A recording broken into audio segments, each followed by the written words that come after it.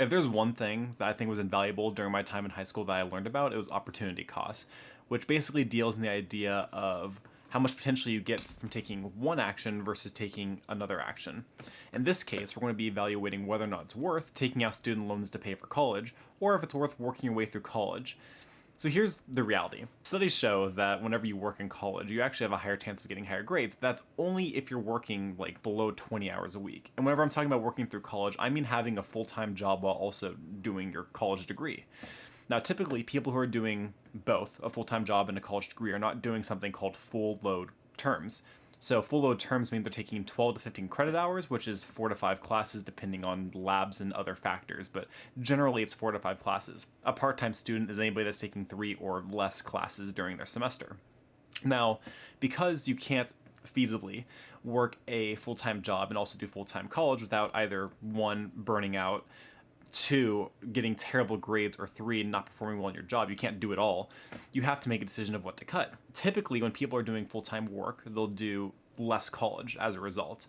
Some people I've known have done like work for full-time, stop working, do a semester or two for full-time, then go back to work full-time. Some people, mostly people like me, will do things like working full-time and then doing less credit hours per semester. Whenever I was in community college, I was doing typically 3 classes a semester, sometimes 4, very occasionally 5, but I would tend to have to drop a class because of it, because I just couldn't balance it all.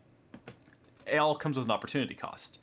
The benefit, in my opinion, of working full-time while going to college is that you don't get student debt. You're able to pay for your classes right off the bat.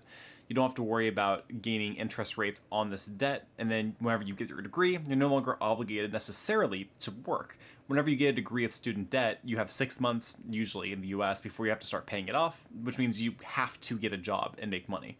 Whereas if you get a college degree debt-free, you technically can go be a hobo, and nobody's going to come knocking at your door looking for money. However, I don't think that my method is necessarily the best method.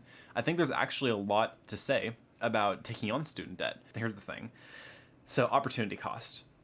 Just recently, my classmates that I graduated with in high school, the graduating class of 2017, have finished their degrees. They're not going to go on to their real person jobs.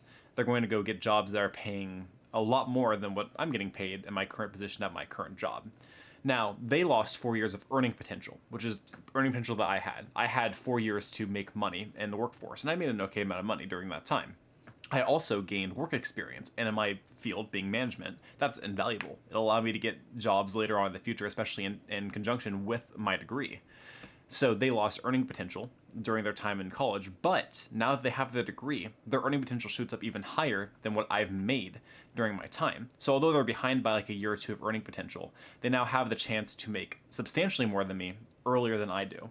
Because since I don't have my bachelor's degree, I don't qualify for those higher paying jobs like they do. So sure, I had the chance to out-earn them during a 4-year period, but now they're going to start out-earning me right out of college, typically.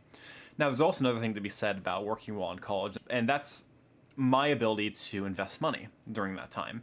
Now, because I've been working, I've been earning money, I've been able to invest. I do a Roth IRA in I want to say it tracks the S&P 500 for a 2065 retirement fund or whatever.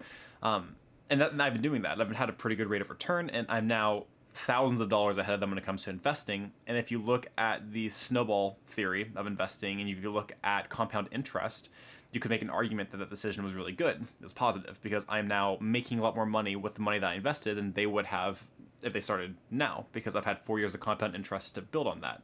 However, because they're going to be earning more money, they can now put more of a percentage of their income into investments and be able to max out the Roth IRAs or do 401ks with matching. So they have opportunities to do things that would help them catch up. It's really a matter of preference, in my opinion. I think it also depends largely on what kind of career path they're going for. Again, because I've mentioned this on the channel a few times, for management, you don't need a degree to be successful, and you don't necessarily need a whole ton of work experience to get higher positions, but you have to have some kind of combination of both to become successful. Typically, you have to have a high school degree or a GED to get management positions, typically, especially like the lower level ones. Typically, if you want to get into like a store management position, you either have to have the bachelor's in management or several years of work experience in that given field. Who's to say which one is better? In my opinion, I think having both is valuable, which is why I do both. And although it takes me a lot longer to get my degree, it took me 3 years to get an associate's, it'll probably take me 2.5 to get my bachelor's, I think that was the right decision for what I want to do. And I'm lucky because of had I wanted to do a career in like journalism or do a career in, I don't know, like veterinarian, instead of like being like a vet tech while doing college, you should just focus on just getting the degree so you can actually start making the actual income. There are things to be said about different career paths and different like methods of what you should be doing to balance it all out. I'm just lucky that my career path lets me do both and gives me the best of both worlds.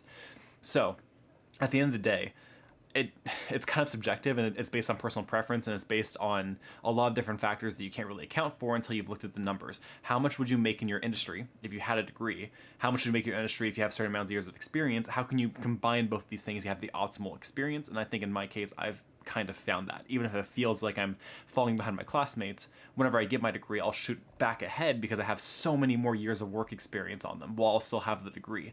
Because most workplaces aren't looking at the date that you graduated and got your degree and evaluating that versus when you got out of high school. They just care that you have the piece of paper that says that you finished it. I hope you guys enjoyed this video. If you did, go ahead and give it a like. If you want to see more, subscribe, and do not forget to keep it casual.